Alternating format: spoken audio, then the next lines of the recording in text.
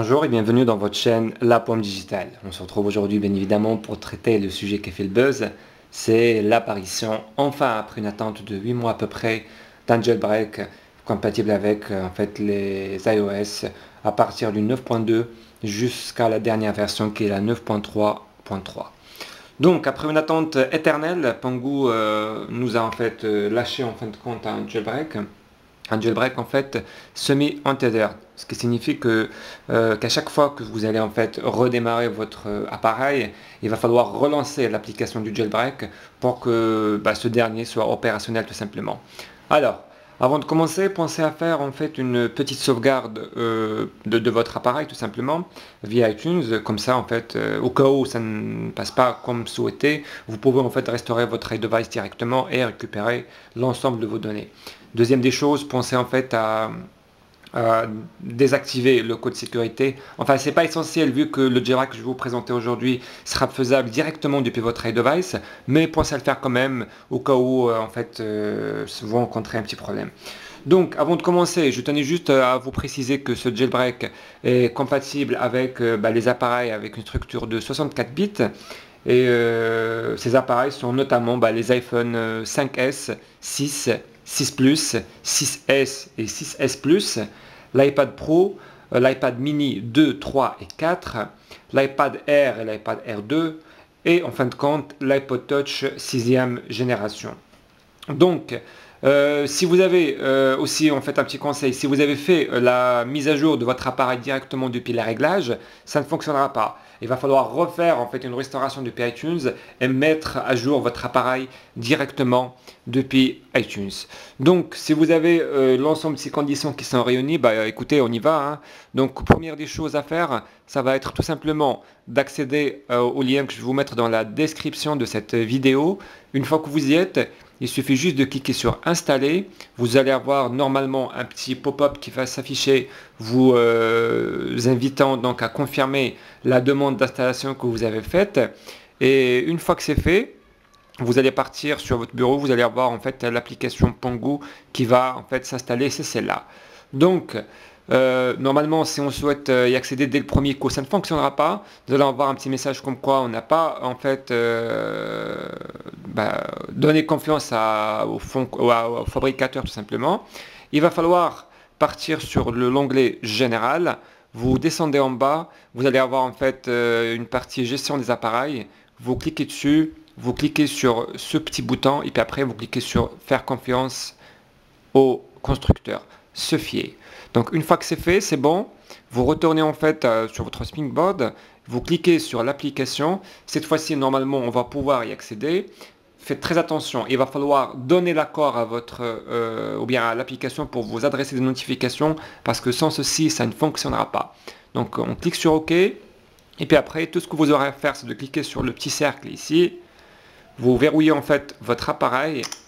Et puis vous ne touchez plus à rien, vous patientez. Vous allez avoir un premier message en fait qui vous informe qu'il y a un stockage qui est presque saturé, donc ça c'est un message classique quoi. Après notification, et puis après on va attendre que notre téléphone va en fait redémarrer automatiquement. Donc moi je ne vais pas en fait découper la vidéo, je vais en fait la laisser en intégralité. Comme ça vous allez avoir une idée bien claire par rapport au processus du jailbreak. Donc en attendant, je vais juste reconfirmer en fait une chose. Si vous avez fait la mise à jour depuis votre appareil directement, donc depuis les réglages de l'appareil, ça ne fonctionnera pas. Il va falloir faire une restauration depuis iTunes, mettre à jour votre iDevice directement sur la dernière version donc disponible pour le grand public qui est le 9.3.3. Et encore un petit conseil, si vous êtes toujours sur iOS 2, 9.2, 9.2 et 9.2.3, faites la mise à jour vers le 9.3.3 parce que de 1, c'est en fait la version la plus sécurisée qu'Apple n'ait jamais créée, ça c'est de 1, et de 2, ça ne sert à rien de rester sur le 9.2 alors que vous pouvez passer sur le 9.3 et jailbreaker votre appareil.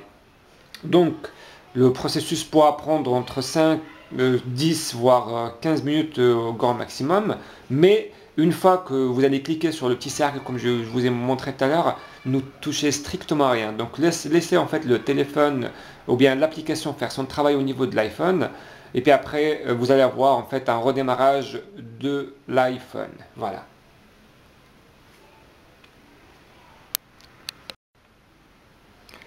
Alors, après avoir en fait patienté un petit peu entre 10 voire 15 minutes, donc si ça vous arrive d'attendre tout ce temps-là, eh ben, écoutez, c'est tout à fait normal. Donc mon téléphone, ou bien mon iPhone 5S d'ailleurs, s'est redémarré. Et puis là, bah, c'est parmi en fait les raisons pour lesquelles j'ai un iPhone, c'est pour avoir cette petite magnifique application. Donc, après l'avoir tout simplement ouvert, vous allez tout simplement partir sur l'onglet recherche et vous allez chercher un tweak en fait qui est nécessaire avec ce jailbreak qui est un petit peu particulier. Le tweak en question s'appelle AFC2, Apple File Conduit 2. Donc vous pouvez télécharger bien évidemment gratuitement, disponible directement sur Cydia, installer, confirmer. Et puis voilà. Donc après avoir installé le tweak, on va relancer notre Springboard. Comme j'ai dit tout à l'heure, c'est uniquement le redémarrage qui en fait nous oblige, si vous voulez, à relancer l'application du jailbreak. Mais si on relance uniquement en fait notre Springboard après avoir installé un tweak, comme c'est le cas d'ailleurs, et ben écoutez, tous les tweaks vont continuer à fonctionner correctement. Donc voilà, on va relancer le Springboard. Et vous allez remarquer que mon iPhone va continuer à fonctionner correctement avec Cydia, donc je pourrai y accéder sans aucun souci. Et de toute façon, je vais vous faire une petite démonstration là tout de suite sur comment relancer le jailbreak après avoir redémarré notre iDevice. Donc mon téléphone est en train de faire un petit respring. On va patienter un petit instant.